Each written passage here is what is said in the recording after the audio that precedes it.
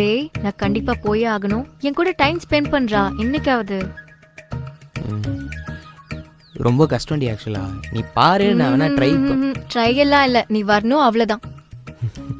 சரிங்க மேடம், கண்டிப்பாக வரேன். வரேன். ம் ம் ம்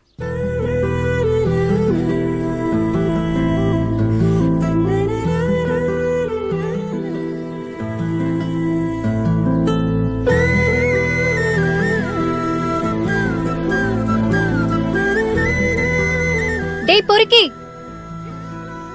பொண்டாட்டி அமுச்சு விட்டா அவ்வளவுதானா? எல்லாம் முடிஞ்சிச்சா?